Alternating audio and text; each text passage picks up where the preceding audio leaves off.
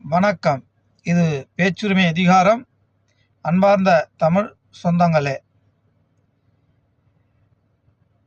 எப்போதுமே இந்தியாவில் ஒரு கூட்டம் சத்தம் போட்டு கொண்டே இருக்கும்.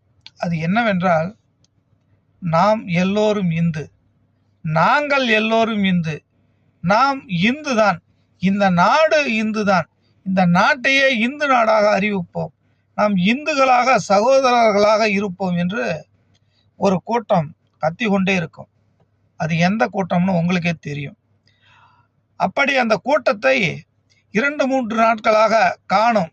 எங்க போய் ஒளிந்து கிடக்கிறார்கள் என்று தெரியவில்லை. நெல்லையில் ஆணவ கொலை நடந்திருக்கிறது. தம்பி கவின் அவர்களை சாதிய வெறியர்கள் வெட்டி படுகொலை செய்திருக்கின்றனர். அதுவும் முகத்தில் மிளகாய் பிடியை தூவி வெட்டியிருக்கிறார்கள். அவ்வளவு தைரியசாலிகள். இதை தொடர்ந்து பிஜேபி, ஆர்எஸ்எஸ், இந்து முன்னணி எங்கே? ஏன்னா இந்து முன்னணி தான் நாம் எல்லோரும் இந்துக்களாகிய நாம் எல்லோரும் சிந்திப்போம், இந்துக்களாகிய நாம் ஒன்றுமையாக சேர்வோம் என்று பிஜேபி, ஆர்எஸ்எஸ், இந்து சங்க பரிவாரர் கூறிக்கொண்டே இருப்பார்கள்.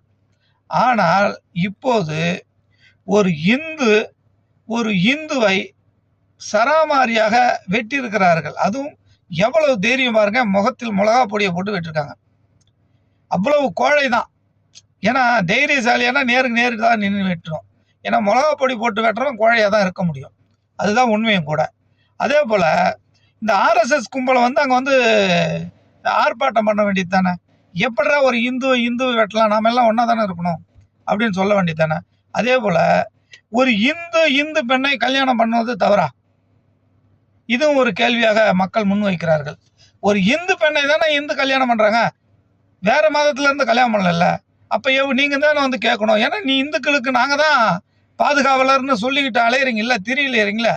எங்கே போயிட்டாரு அந்த அண்ணாமலை? எங்கே போயிட்டாரு நயினார் நாகேந்திரன்? எங்கே போயிட்டாரு அதை எப்போதுமே ஒரு பட்டை அடிச்சுக்கிட்டு இருப்பார் அர்ஜுன் சம்பத்து? இவங்களாம் எங்கே போயிட்டாங்க? அம்மா தமிழிசை சவுந்தரராஜன் பேர்லேயே தமிழை வச்சுக்கிட்டு எங்கே போயிட்டீங்க நீங்களா? இந்துன்னு கத்துறீங்கள. நம்ம ஒன்று சேருவோம். ஒரு இந்து தான் வெட்டிக்கிறான். ஒரு இந்து பண்ண இந்து கல்யாணம் பண்ணக்கூடாதுன்னு சொல்கிறான். இது எப்படி நியாயம்? வாங்க கேளுங்க. ஓட்டுக்கு மட்டும்தான் வருவீங்களா?